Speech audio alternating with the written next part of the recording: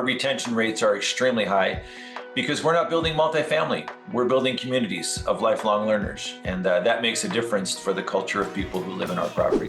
Tim is one of the most authentic and genuine people I've ever met. Sincerely believe he's coming from a position of giving, and that means a lot.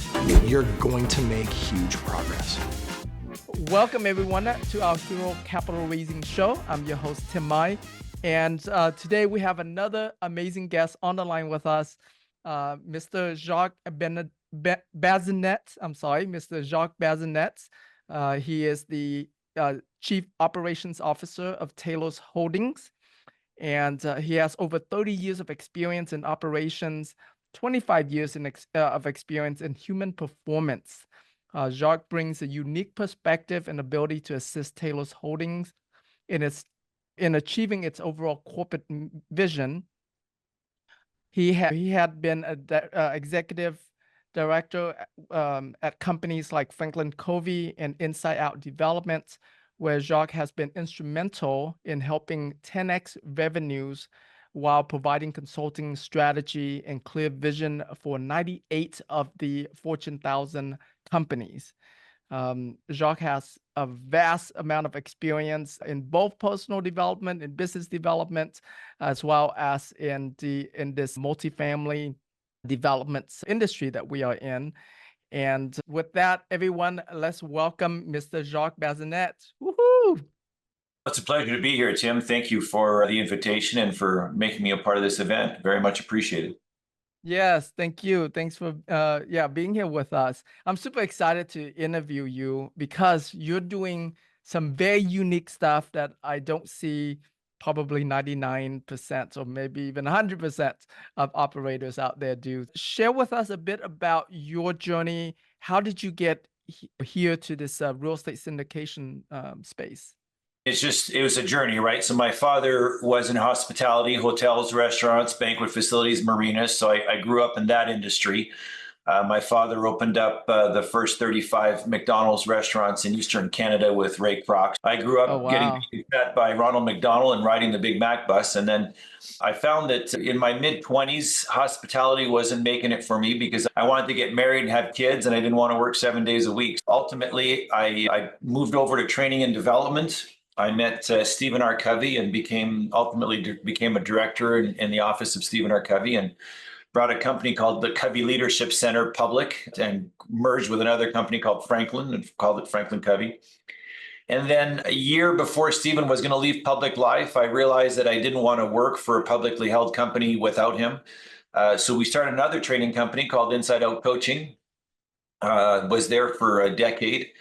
Created the #1 coaching model in the world, the Grow coaching model by adoption. And while I was there, a good friend of mine, John McWilliams, and we were friends, and I became an investor in his projects. And my gosh, at Inside Out, we had $13 million worth of top line revenue. We had 23 employees. We operated in 11 different countries, and we couldn't match the EBITDA that he was making in multifamily. So I said, let's consider the possibility of moving to multifamily. I did.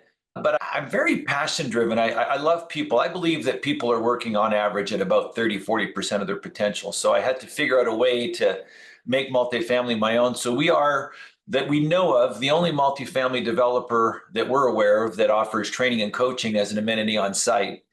Meaning that when you sign a lease at one of our properties, we give you a blank check. And on that blank check, we'd like you to write the life goal that you'd like to accomplish this year. And then we have life coaches that live on site and provide coaching and training to our residents. And those might be, we had one individual, and we built the view of Fort Worth right there on the Trinity River. And one of our residents there wanted to overcome his fear of water. He wanted to learn how to swim. So that's what we provided him life coaching on. It could be you just got married into a blended family and you want to be a parent to a blended family. You want a better marriage. You want a better job. You want to make more money. It doesn't matter.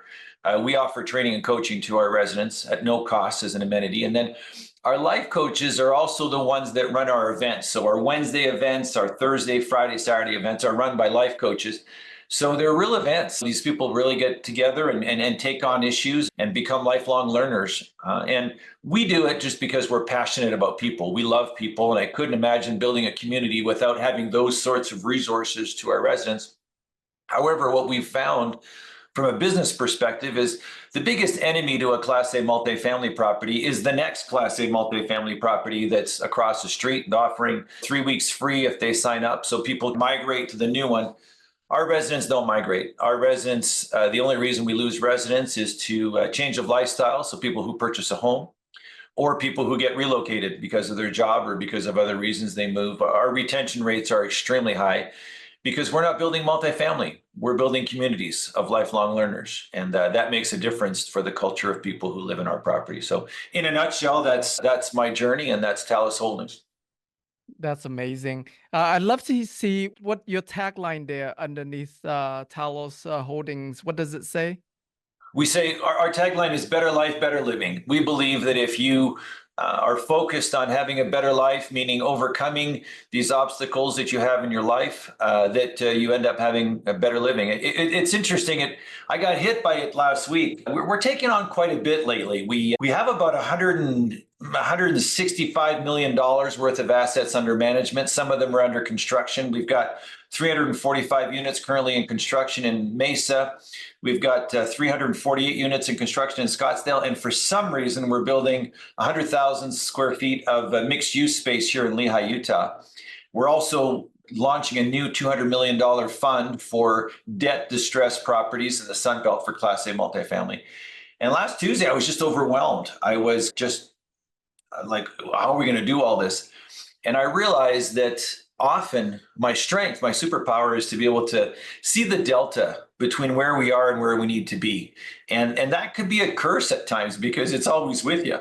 And I realized that something as powerful but more sustaining is to see the gain rather than see the gap between where you are and where you need to be, to remember the gain. Gosh, we've been around for 37 years. We've done 7,500 units. We've been through 2 other recessions. We have a lot of investors that are interested in our fund. Our projects are running great, on time and under budget. So come on, let's give credit where credit is due, and we'll figure out the gap over time. We always do. So to govern by the gain rather than the gap is what I was reminded of last week when I was a little stifled. I love that because I'm sure as as entrepreneurs, like we all go through those, right? Those times where we feel overwhelmed, we feel like things are just not moving or not moving as fast as we want it to move, and we get anxious, we get frustrated. So yeah, I love that focusing on the gain and not just the gap. So I love that. Your methodology of providing life coaching as a amenity to your residents there, when did that come about? Have you always done that? At what point in your business that you guys decided to do that? Because that's very unique. I don't know any other operators that do anything similar to that. The closest one that I know of, they work with a local church, and then they have people from the church to come out to invite the residents to get involved in the church activities. But that's like the closest that I know of someone doing it. What you're doing is very unique. How did that come about, and how long ago was that? It was on the very first property that we partnered with John. I think that anybody with my journey would have come about it because you build a property and then you start having residents and you love your residents. You're meeting them personally, and they have concerns. I remember that first property, we had an individual who had lost his wife and his daughter within 12 months. Oh, wow. Suddenly. And he moved to our property because he relocated because he wanted to get away from his environment, and he was struggling. And I remember sitting with him and just saying, hey, it's difficult. How can we make some progress? And I began coaching him. We've coached 98% of the Fortune 100, so we know coaching. And then others came and said, gosh, I heard you're coaching Edward, can you coach me? And for sure. But this is one of multiple properties. So I can't coach all of our residents. So I thought, let's hire some coaches and let's have them be a part of. And then we have to train the coaches because there's some methodologies so our philosophy is that, and it's part of our New York Times bestselling book called You Already Know How to Be Great. The assumption is that people already know how to be great. So as coaches, we're not trying to put greatness into people. What we're trying to do is we're trying to eliminate the barriers that are preventing that greatness from coming out. On our properties, we want people to use that methodology to, through a dialogic approach, ask our residents questions to help discover and bring out the greatness that's already in them. And that takes a special breed of coaches, because a lot of coaches are steeped in the dialectic approach, which is they're the mighty and they're the ones who are going to teach. And it's a whole different approach when the attention goes to the coachee versus the coach. So we train and develop our coaches that way. And that's how it came about, just out of loving our residents and finding that they needed some help. And they were like most other individuals that were operating at 30% of their potential and wanted to find more. I see. Very cool. Yeah, I love that. And have you, in your experience, have you found other operators that have either done have similar type of amenities, or done something that's unique like that to enhance the lives of the residents? It's so interesting because we're a merchant builder. So we build, we stabilize, we normalize, and we sell. So when we sell a property, we tell the buyers, hey, listen, the big part of this property, the way that makes it a community, is this on-site coaching. And not only have we not found another developer that does it, we have yet to find a developer who purchases our properties and maintains the culture of coaching on site. And we're an open book. And this is not something that we're trying to own the corner of. Anybody who wants to do it, I'd love to help anybody who would like to put this methodology on their properties, to teach them how to do it. It's not complicated. It's very simple, actually. We've done it. So to answer your question, no, we haven't found another operator that does it. We also haven't found another operator that wants to keep it on after they acquire one of our properties. That is interesting, because my follow-up question was going to be, have you considered starting like a franchise type model where people can license, a licensing model where they can license your methodology there for their communities? But I believe that in life, we're given abilities, and those abilities weren't really ours, right? I believe that there's a higher power that endows us with these abilities. So they're a gift to us. And I believe that our goal here on earth is to strengthen those gifts that we've been given so that we can give them to others. So the last thing that I would be thinking of is to develop a licensing model where I could profit from gifts that I was given to in the first place. So if anybody wants to learn how to do on-site coaching, I'd love to just have a conversation with them and help them do it on their own. That's not a model that I'd like to create. Gotcha. Yeah, some of my friends and I were actually talking about not life coaching. We didn't think of that, but we were thinking more like financial, personal finance education, educate them more around credit, around personal finance, and so we're looking for resources like that to implement this. Why do you think? Obviously, it's proven for you. It allows you to retain your residents. Why do you think it hasn't really picked up with other operators, especially the ones that bought your building, where I would assume they probably can see the difference between when you guys were running it versus after they took it over? Why do you think that hasn't picked up among the operators? I wouldn't want to guess. I could just say they haven't. I will tell you that we live in an interesting world. It's an interesting world.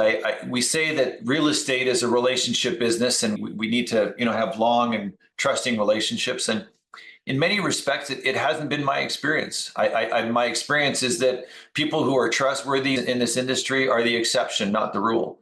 And that we say that it's a relationship business, and there's people out there that aren't trustworthy, and they keep transacting, and we keep transacting with them, and we keep saying that it's a relationship world. So I don't know where that comes from. My experience is that it's the exception rather than the rule. And the reason that I mention that as part of answering your question is I believe that most real estate developers are in it for the real estate, not for the people.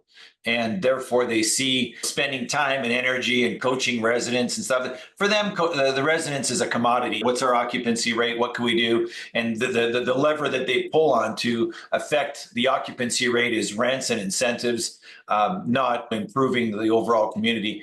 When you think about it, I'm an automobile enthusiast as well. And for the longest time, now technology is pervasive in vehicles. We were able to connect our phones, and we have hands-free, and we can run our iPhone from the flat screen. And now we could start our car from an app, and we know where it is. And if our kids are driving our car, we could geo-fence it so that if they get out of a certain area, we get a warning and the car slows down. Since the recession, when cars weren't selling, automobile manufacturers went a long way in helping. It used to be that the biggest one was a cup holder. Now we're long beyond cup holders. We have a lot of technology in cars. I believe that real estate is in that same era where we have a lot. You think of what people want to buy. People want to buy a smaller home with less maintenance. They want to have an area where they could rent it out or Airbnb. And we're slowly producing those homes, but we're not at the market. And I think that people buy communities, and people are thinking that communities is about amenities. And I would suggest that amenities is only a small part of what a community is. And I think that we're slow in the real estate world of adopting into and adapting into fulfilling the needs of our consumers. I see. Yeah, I love that. In how have you adapted this into your with your passive investors? Have you taken on a similar type of model as well? Yeah, give us some insight into that. It's interesting because historically, we've only done syndication, and we've only done syndication. Usually we have one check writer on each project, and we I usually only see. do one or two projects a year. So when our project, and I know this because right now, when you're in this industry, you become unconsciously competent. You don't know what you're doing. You just keep doing it, and it becomes a process. Usually when we get to design review board and we get our projects approved, I start calling a few family offices, and I start sending out pro formas, and I start sending out elevations. And usually by the time we get to our construction documents, I've found the family office that we're going to work with. In Mesa, for example, that's the Quaker Oats family, and the Quaker Oats family came with us, and they helped us take down the land, and we closed on a construction loan. So historically, we've only worked with one office per project, one single check writer. Now with the fund, it's interesting because as we're raising $200 million, we have several individuals that are coming in, and they're coming in aware of our philosophy of building communities, and they're wanting to know how can they participate in the community building process as well, because they have a choice of 7 multifamily developers that they could build to invest in, and only one of them is doing the work that we're doing in building communities. How can they participate? One thing that we do, we have regional management offices, meaning that we used to deal with Riverstone nationwide, but they obviously got bought out by Greystar. And Greystar, to be respectful, have at best been unperforming in the areas where we've wanted them to manage our properties. So we now deal with regional management companies. Those regional management companies are required their employees to go through our coaching. So they are part of our community. They are going through coaching. And now what we're being asked is, can the investors also participate in life coaching? And the answer is yes. Our goal is that everybody operates at more than 30% of their potential. So whatever we could do to help, contribute to that is what we'd like to do. And as we're raising this fund, these new investors that are coming on board are calling our old investors and saying, so what is it? How is it working with Talos? And what they hear is Talos is about relationships. We get drone footage of our projects every week. We get progress reports every month. We actually get to sit in the development meetings on a monthly basis and contribute from the pre-construction to construction to lease up. This is, and we wouldn't know how to do it any differently. We value our investors. We value our general contractors. We value our subs. Of course, we're going to work in a way that shows that we value them. It seems that it's not shared with other developers. It seems like that's unique.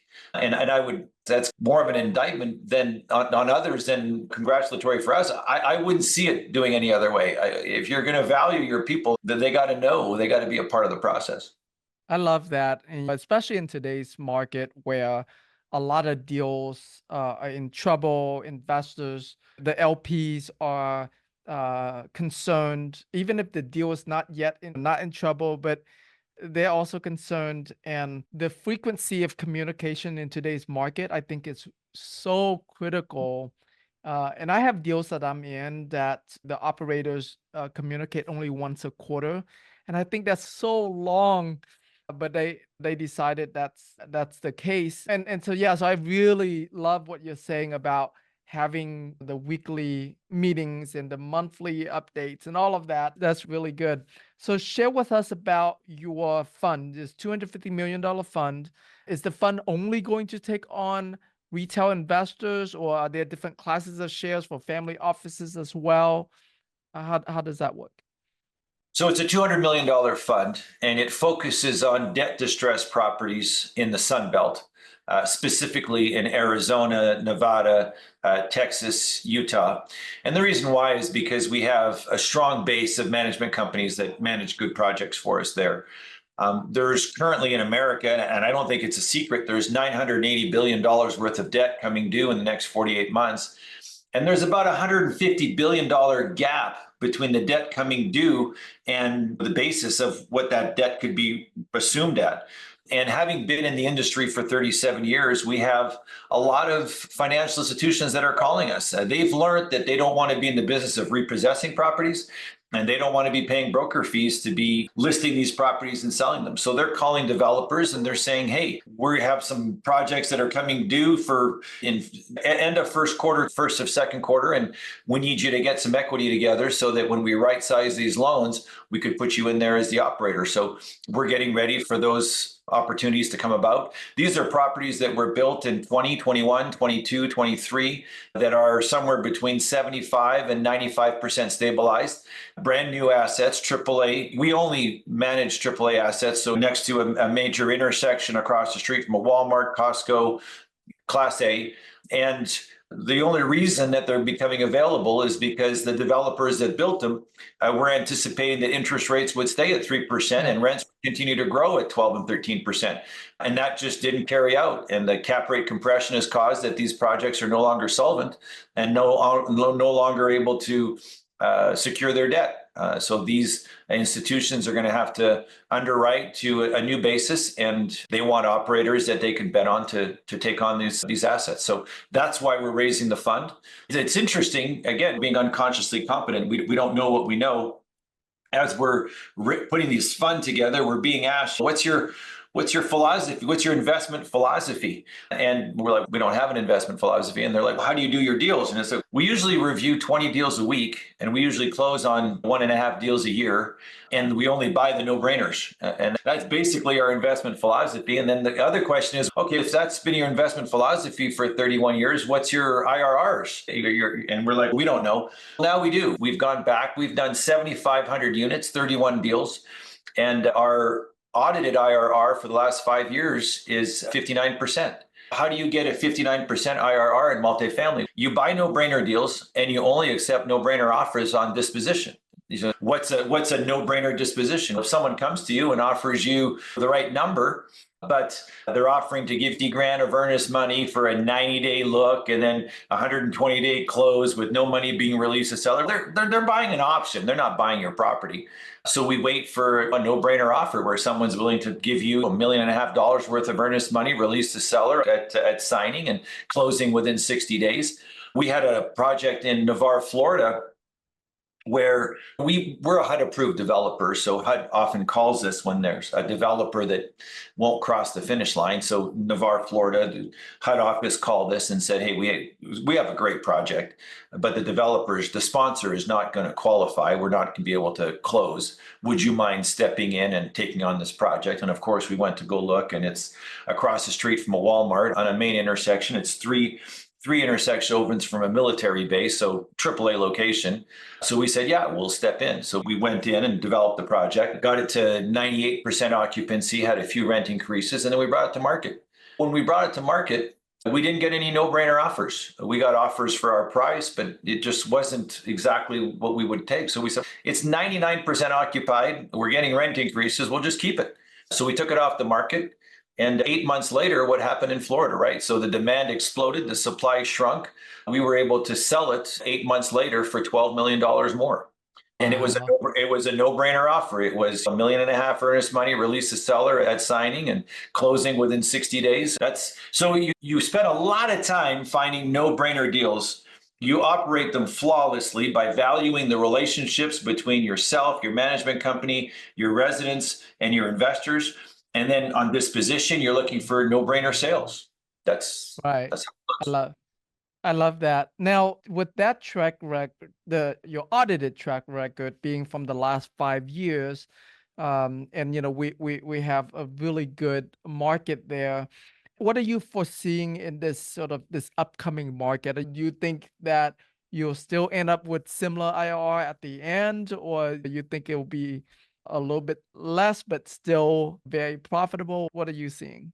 Intuitively, I would say it's going to be less because over the last 8 years, we've been doing ground up development, and the value that you create in ground up development is significantly different that you'll do when you acquire a stabilized asset. So my assumption is it would be lower in the future. Right now in our fund, we're paying an 8% pref, and we're predicting a 15% IRR. But I would say that the 15% IRR is probably market, and I would be surprised if we weren't significantly higher than 15. I would anticipate being in the mid 20s myself, but the fund is predicting an 8% pref and a 15% IRR. Gotcha. So the fund, and make sure I understand correctly, you're taking advantage of pre-existing assets that the bank might be taking over. So those would be value add, right? That the type of deals that the fund is going to take on. Is that correct? My understanding of value add is that you purchase a property and then you do some kind of improvement to the property to increase the rents. So you would put in quartz countertop or backsplashes or update the amenities. These are projects that were built in 22, 23 that the only reason that they're distressed is because of debt. So you're buying debt distressed properties at about a 25 to 30% discount on market. So that is your value add, the fact that you have access to these debt distressed properties. Because if you buy a debt distressed property at a 25 to 30% credit, you're buying it for less than replacement cost. So you actually don't need to go through a value add scenario where you're going to be redoing part of the property. Your value add is the fact that you're acquiring them at a discount. That being said, we know that when Talos operates a property, we significantly increase the retention rates and are able to do a lot of more rent increases because of the desirability of wanting to live in one of our properties. I think that the value comes from it being debt distress and purchasing it at a discount. Right. Gotcha. Yeah. I just wanted to clarify because you also do ground up developments. So for the purpose of this fund, this $200 million debt fund, is that correct? Is it a debt fund or is it still an equity fund focusing on debt distressed properties? You said it perfectly there. Okay. It's an equity fund focused on debt distressed property in the Sunbelt, Class A multifamily. Yes, and existing assets, not ground up construction. Yes. Okay. Correct. Gotcha. I wanted to make sure I'm Now totally clear on we that. have more ground up coming. We arguably owns one of the best multifamily sites in the nation right now at 101 in Scottsdale Road. We bought that from the Campbell Soup family a year and a half ago, and we are going to DRB right now to get that property out of the ground in May or June of 25. We're still doing ground up, and we still are probably going to do some syndication on that. If people are interested in ground up, we might have some of the best in the nation, but the fund is specifically focused on debt distress Class A. Gotcha. Okay. Let's transition a little bit. I'd love to learn more about the war of family offices. How do you find them? How do you attract them? How do you gain their trust to work with you? It's interesting. We've had some good experiences with family offices. Let me share this. We've decided that we know what our core values are, and we want to work with family offices that expose our core values around trust, integrity, collaboration.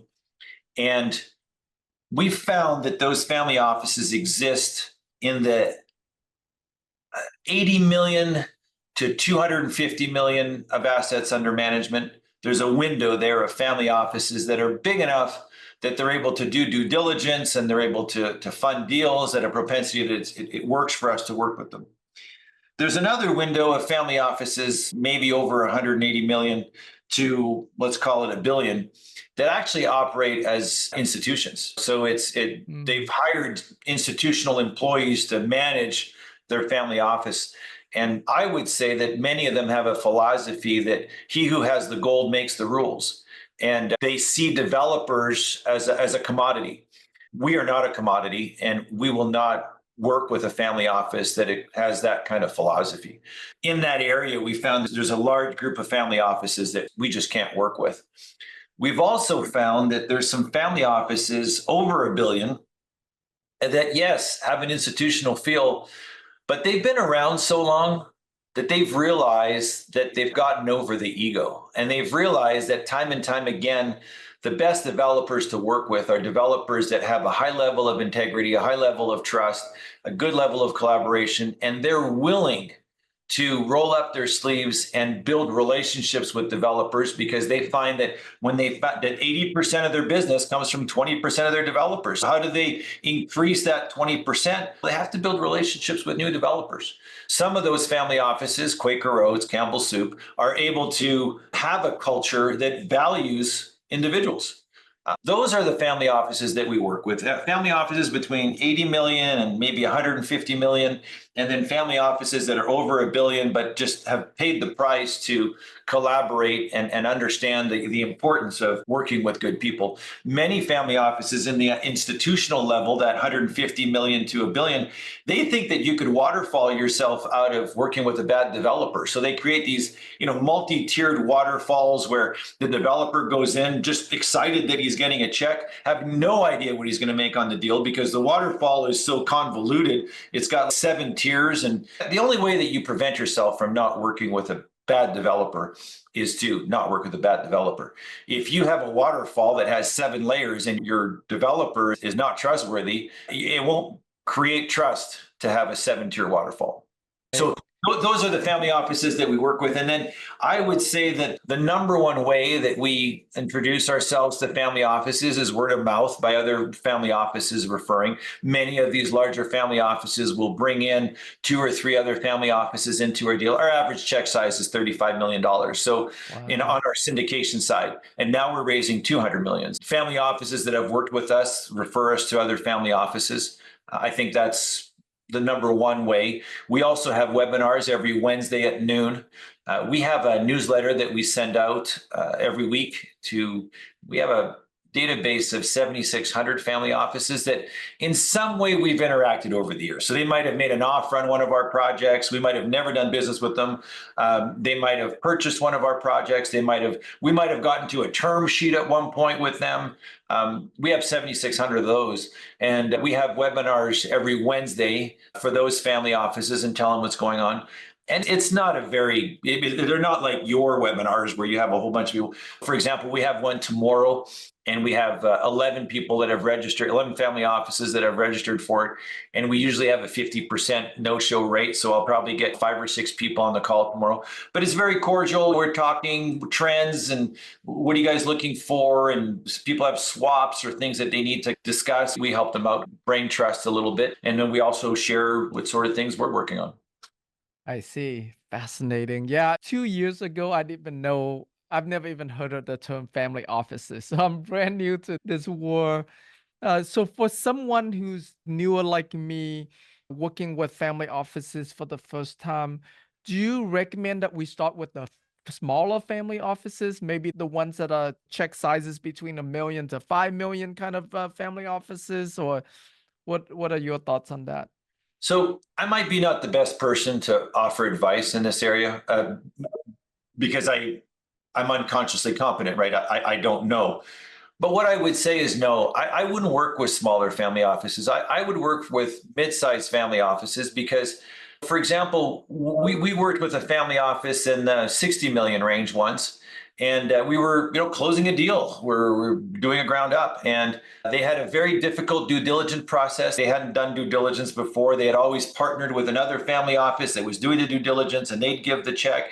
But they're like, no, we're mature enough now. We're going to do this on our own. And we're like, okay, great, we'll do it with you. And we're at the 11th hour going to close the deal. We flew to them and met with the family, the sons and daughters, and everybody was going to kumbaya.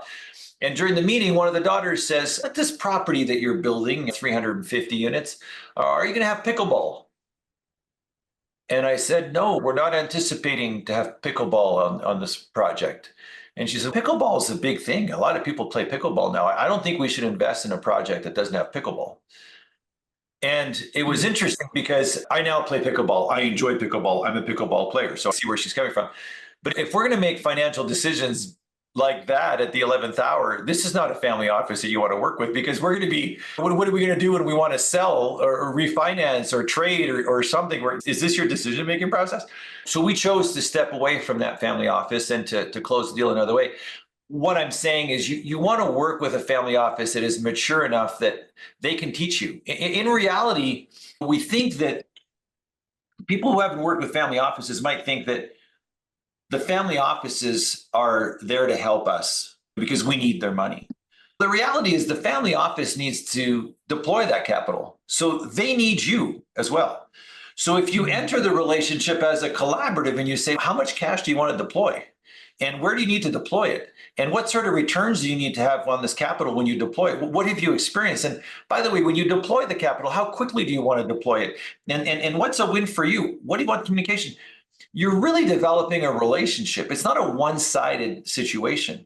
And it's not worth it. I've learned time and time again, if there's not a fit in your characteristics of the things that you appreciate from others, don't do it, because you're taking capital from people. You're going to be married for 6 years. And if it doesn't feel right at the beginning, it ain't going to feel right in the middle. And it certainly ain't going to feel right at the end. So I guess the only advice I would give when working with family office is pay the price to find family offices that expose your values, that you can connect with, you're really building a relationship with. And my daughter said it best. I have quite a few kids, and my second daughter, she said, Dad, she says, for a long time, my friends would disappoint me. I would build friendships with people, and then 6 months in, I'd realize, it's not what I thought it was. And she realized it's not them, it's me. When I met people, I would imagine what I wanted that relationship to be. And then over time, I'd find out it's not what I imagined, but I had imposed that on them. She says, now what I do when I meet people is I try to be my best, and I allow them to just show themselves for who they are. I don't imagine who they are. I let them tell me who they are. And as I see who they are, I'm like, oh, that's a great person. Probably will never be a best friend, but I'm glad I met them. And this other person is like, oh, those are the values that I like. I think that's what you want to do when you meet a family office. You don't want to create them. You don't want to imagine them. Let them show you. Let them show you who they are. When you show up, are they making you feel that he who has the gold makes the rules, and you got to conform to that's who they are. That's how they're going to be. Or when you show up at their family office, do they have the name of your company on their reader board? And when you come in, the family's there to greet you, and we're so excited. That's who they're going to be. So find the family offices that meet your needs, and know that it's a collaborative. You're there to serve them as well as they're there to serve you. It's a collaborative. It has to be win. Philosophy is win or no deal. I love that. Just so that way I know and the audience know, what do you define as a mid-size family office? I'd say a mid-sized family office has assets under management of over $60 million. Over 60. Okay. Yeah, I would say that under $30 million, you're talking about a multifamily office, because I think that the economics of running a true family office, you need to have at least $30 to $40 million of assets under management to be able to have the staff from a legal, underwriting, accounting perspective. Family offices that are below 30 million are usually multifamily offices where they have 3 families and they're pooling resources, would be my understanding. I guess the only other thing I would say when you're meeting family offices is be very careful of what would I call it? Some children, they want to be movie stars. So there's these agencies where you can go and they put together a portfolio for your child so that the Disneys and the Warner Brothers could have access to the portfolio. Well, these agents, I don't know what the numbers are, maybe like 0.5% of people that they make portfolios for have ever been in a movie, but they sell thousands of these portfolios because of the promise. You buy a portfolio and we're going to set you up and your child's going to be in the next Disney movie. It doesn't happen, but people want the dream so badly that they buy into it. But let me tell you, there are groups that do the same thing for family offices. We are going to introduce you. You spend $3,500, you come to our conference, and we're going to introduce you to family offices. Well, you go to those conferences, if you don't pick wisely, you're there at 1,000 people conferences, and there's 958 of you participants, and there's 2 family offices. They're on stage for 15 minutes, and then they're whisked off, and you're never going to meet with them. But they have your $3,500, and you were exposed to 2 family offices that you'll never connect with again. So I would say, be careful. pay the price to really build relationships and roll up your sleeves and find out who they are and see if there's a match. And we had one once where I'm just, don't take a shotgun approach, take a laser gun approach. Find out which are the ones that I really want. Study them, find out, talk to people who have worked with them. Are they good people or do they work well? We had one once where I'm like, I got to meet this family. I want to work with them. I laser focused. Ends up that one of the members of the family had an autistic child. And I'm like, you know what? I've been a teacher for autistic children. I can connect on that. And she's funding this autistic thing. Let me get involved in that. It's a laser approach that gets you into a family office, not a shotgun approach. The bottom line is that you don't want a shotgun approach because a large percentage of the family offices you don't want to do business with anyways. Because then you got their check and then you're married to them and you're like, well, I don't like these people. I see. Very so fascinating. I love it. Yeah, thank you so much for sharing your wisdom there. And I think you're super passionate about it too. What about brokers, intermediaries, RIAs? You work with those people, and what has been your experience with them? It's interesting. In good times, they're great, and in bad times, they're terrible. It's almost as if they represent the market. So when things are rough, so I would say there again, be very careful of who you build relationships with. Don't get yourself into a portfolio relationship where someone's promising the world. One rule of thumb that we've had is we pay for success. So if you want to introduce me to a family office and you think that they're going to fund and you think that there's going to be a match in our persona of how we connect and our values, great. If ever they fund, we'll pay you a percentage. You know, if you want, we'll write you in the deal rather than giving you a percentage of your fee. We'll give you that fee as a equity account in the deal, and you could write it with us and make even more money. So I have no problem compensating more than fairly for people who connect us with the right relationships. I just don't buy portfolios. I see. Love it. All right.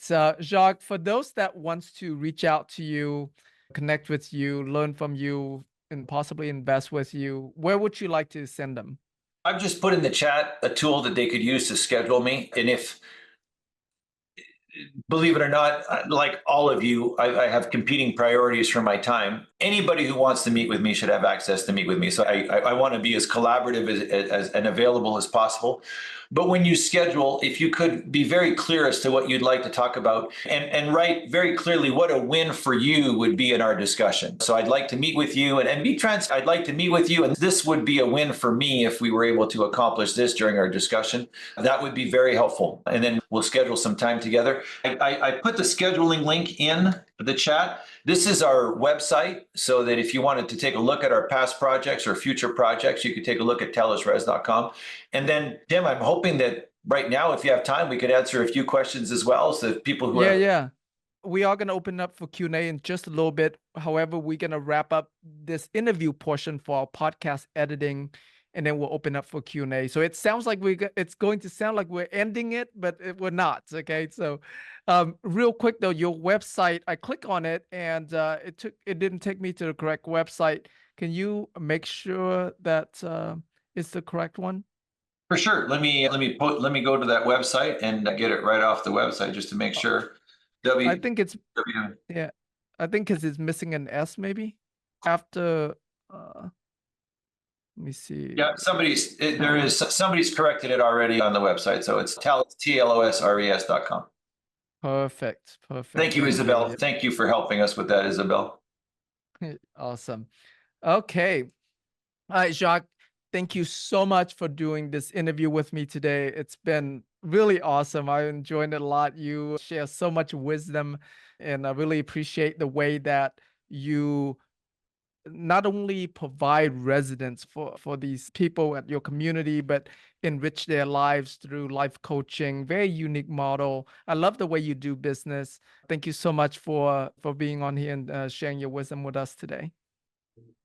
Pleasure was mine. Thank you, Tim, for the invitation.